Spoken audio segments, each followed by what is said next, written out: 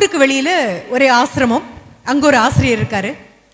அவர் குழந்தைங்களை கூப்பிட்டு அவர்களுக்கு ஒரு என்ட்ரன்ஸ் எக்ஸாம் வச்சு தான் எடுப்பார். என்ட்ரன்ஸ் எக்ஸாம்னா இதே ஜேஇஇ, இதே நீட், இந்த மாதிரி தான். ஆனால் நீங்கள் நினைக்கிற மாதிரி கேள்வித்தாள் அல்ல. அந்த ஊரில் இருக்கக்கூடிய 2 குழந்தைங்க, இது காட்டுக்குள்ளே இருக்கக்கூடிய ஒரு ஆசிரமம். எண்ணி எண்ணி எண்ணி பார்த்தா ஒரு 5 குழந்தைங்களுக்கு மேலே அவர் யாருக்குமே பாடம் சொல்லி கொடுக்கறதில்ல. இந்த குழந்தைங்க 2 பசங்க, ஒரு 10 வயசு இருக்கும். 2 பேரும் அவரை பார்க்க போகிறாங்க. ஊருக்குள்ளே அவரை பற்றி ரொம்ப பெருமை. இந்த 2 குழந்தைங்களுக்கும் படிப்புங்கிறது கொஞ்சம் கூட இல்லை, தெரியாது இந்த குழந்தைங்களுக்கு. இப்போ இந்த குழந்தைங்க போய் நின்ன உடனே அவர் கேட்குறாரு, எதுக்கு வந்தீங்க? இல்லை, நீங்கள் நடத்தக்கூடிய இந்த பள்ளிக்கூடத்தில் நாங்கள் சேரணும், அதுக்காக வந்தோம். அப்படியா, சரி, ஒரு விஷயம் அப்படின்னு ஒருத்தன் கையை பிரித்து எதையோ ஒன்று கொடுத்தாரு. கையை க்ளோஸ் பண்ணிவிட்டு இன்னொரு குழந்தை கையை பிரித்து வேற என்னமோ ஒன்று கொடுத்தாரு. அதையும் அந்த கையும் க்ளோஸ் பண்ணியாச்சு. இந்த 2 கையையும் க்ளோஸ் பண்ணதுக்கப்புறம் சொன்னார், நான் என்ன கொடுத்துருக்கேனோ அதை கொண்டு போங்க, அதை என்ன பண்ணணுமோ பண்ணுங்க. 6 மாதத்துக்கு அப்புறம் ஆஃப்டர் 6 months கம் பேக், எங்கிட்ட திரும்பி வாங்க, வந்து என்ன நடந்ததுன்னு எங்கிட்ட சொல்லுங்க. அவ்வளோவே, வேற ஒன்றும் இல்லை, கிளம்புங்க.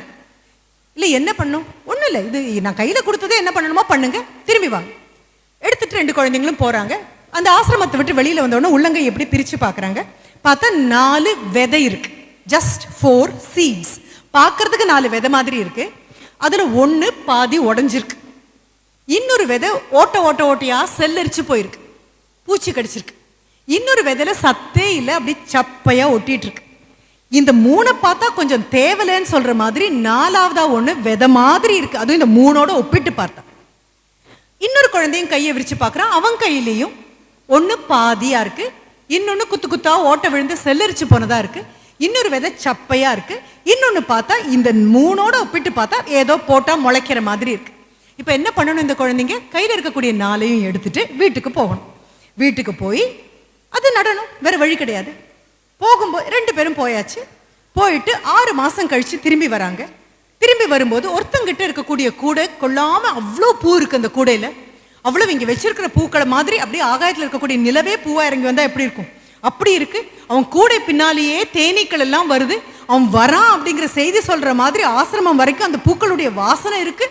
அவ்வளோ சந்தோஷமா குழந்தை சிரிச்சுக்கிட்டு அந்த கூடை போக கையில கொஞ்சம் பூவை வேற தூக்கிட்டு வரான்.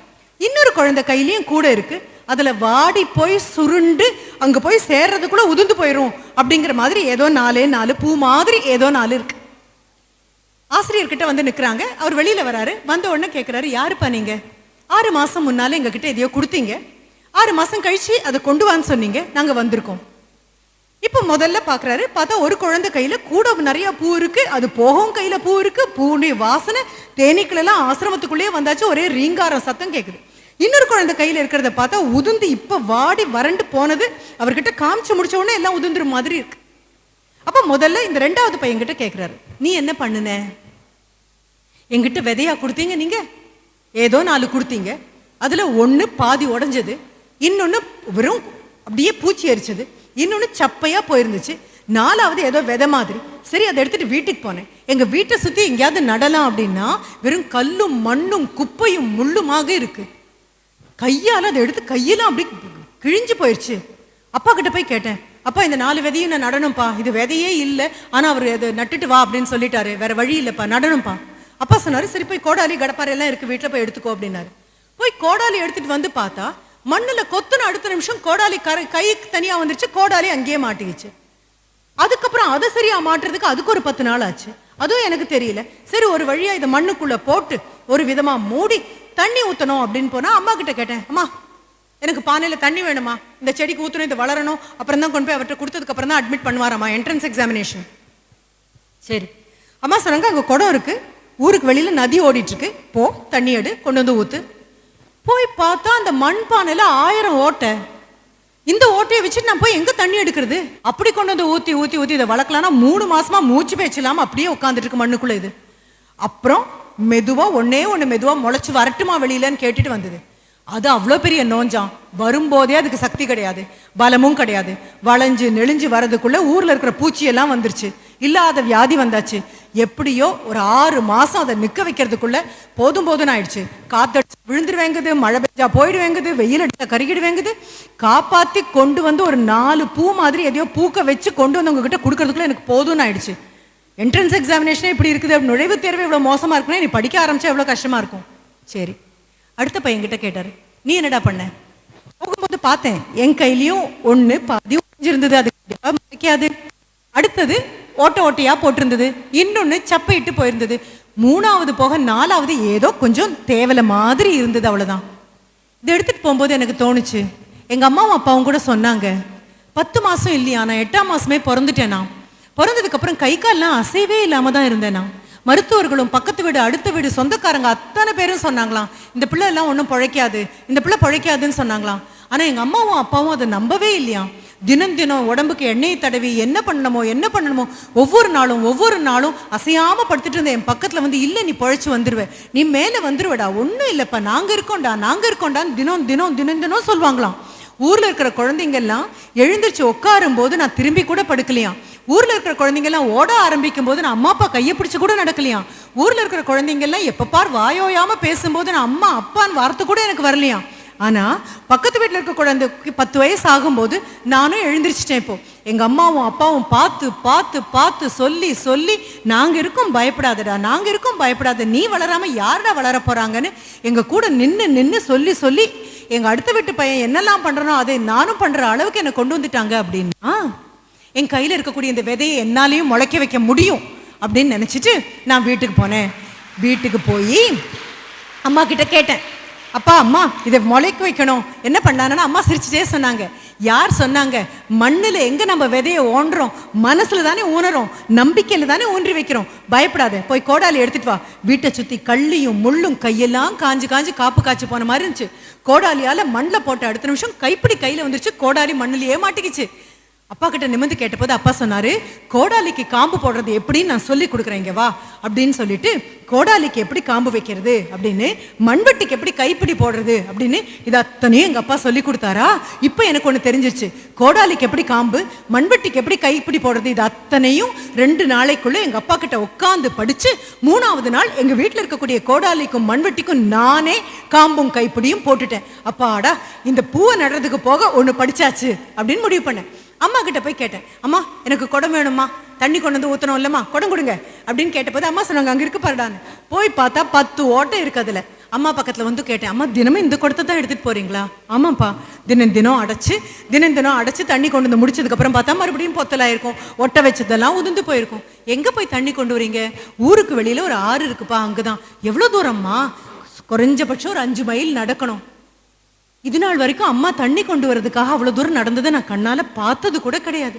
உட்காந்த இடத்துலேருந்து எனக்கு குடிக்க தண்ணி கொண்டு வாங்க, எனக்கு குளிக்க தண்ணி கொண்டு வாங்க அப்படின்னு கேட்டு பாதி தண்ணியை கொட்டியிருக்கேன், பாதி தண்ணியை ரொம்ப அலட்சியமாக தூக்கி வாய் கொப்பளிச்சு தூக்கி வீசி இருக்கேன், இதெல்லாம் பண்ணியிருக்கேன். இன்னைக்கு அம்மாவோட போன போது பார்த்தா அங்கே இருக்கக்கூடிய ஆறு, அதுவும் சுண்டு விரல் மாதிரி தண்ணி வரட்டுமான்னு கேட்டுட்டு உட்காந்துருக்கக்கூடியது. அப்போ அம்மா சொல்லி கொடுத்தாங்க, ஆற்றுப்படுகையில் பக்கத்தில் குழியை தோண்டினீங்க அப்படின்னா தண்ணி கிடைக்கிறதுக்கு வாய்ப்பு இருக்கும் அப்படின்னு அம்மா சொல்லி கொடுத்தாங்க. அப்போ ஆற்றில் எங்கே தோண்டணும்னு நினச்சேன். அதுக்கப்புறம் இன்னொன்று கூட நினச்சேன், இந்த ஆற்றுப்படுகை கிட்ட தண்ணியே இல்லாமல் போனதுக்கு என்ன காரணம்? படித்து மேலே வந்ததுக்கப்புறம் ஏதாவது பண்ணி இந்த ஆற்றை காப்பாற்றலை அப்படின்னா எனக்கு அப்புறம் வர குழந்தைங்களுக்கு இது கூட இல்லாமல் போயிருமே அப்படின்னு நினச்சேன். ஆக இதுக்கு தண்ணி ஊற்றுறதுக்கு முன்னால் ஓட்டப்பானையை அடைக்கிறது எப்படின்னு தெரிஞ்சுது. எவ்வளோ தூரம் நடந்து போய் தண்ணி கொண்டு வந்து தெரிஞ்சுது.